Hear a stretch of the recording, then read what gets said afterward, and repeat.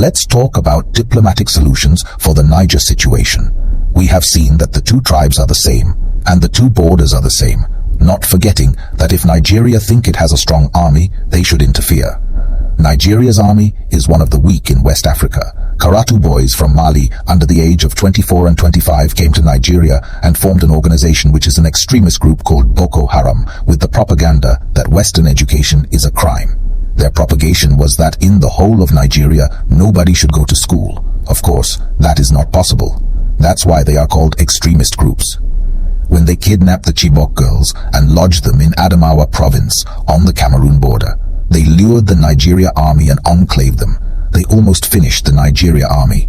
It was Cameroon's special forces that were able to engage the boys. A lot of Nigerian soldiers were killed in that encounter. Is it the same army Tinubu is relying on? Don't you know the Hausa boys are the majority in your army? Do you think they will accept to kill their Hausa brothers in Niger? Advice for the Ecowas. In diplomacy of such dynamism, we deploy a special convoy. Ecowas should sit back and allow a special convoy to negotiate. Here is the mistake Ecowas is trying to commit. You want to remove Abdurrahmane Tchiani, and you didn't give him a diplomatic exit. You have not dictated a specific lodging place for Tchiani, and you think he will just sit there to be removed. In the constitution of Niger, if you commit a treasonable offense, there are 3 consequences.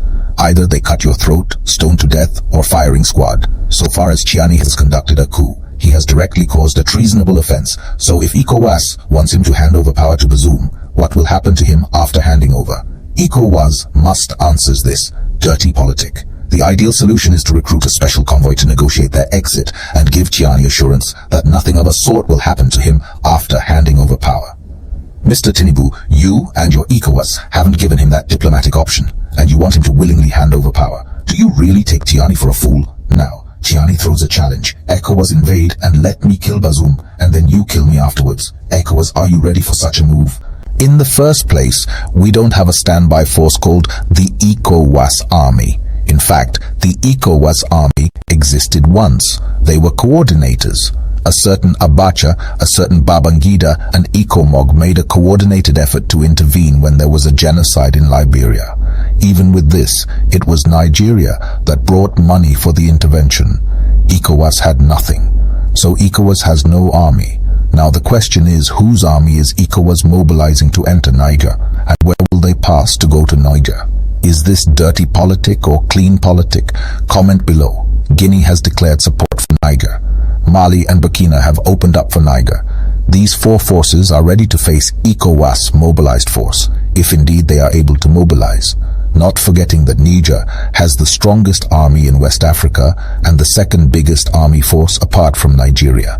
Niger has 37,000 forces, 9 intervention specialist groups, and a special force headed by Tchiani. Go and let's see. Dirty politics. Check all the 15 countries of the ECOWAS and ask yourself if ECOWAS can mobilize 15,000 troops to Niger. If Ghana's army decides to go to Niger to fight alongside Nigeria and other ECOWAS states, they will have to fight through Burkina, and Burkina has already pledged allegiance to Niger. They should go and try. Dirty politic. No West African country will stand the Niger army. ECOWAS should tell us where they will pass to enter Niger, while all the 4 gateway countries are in support of Niger and ready to fight together. And if in case ECOWAS wants to rely on France, they should as well know that 1,500 France troops have all fled after Tchiani took power. They know what Niger is capable of. A Niger can fight from Agadez to Tamara, 1,200 kilometers in the desert, with no food. How dare you face them? Dirty politics. If Tinubu and ECOWAS try something uncalled for, the whole of West Africa will be in a mess. And that will be tantamount to a very dirty politic. That will be all for now. All Africans should stay on guard. Don't forget to subscribe, like, and share.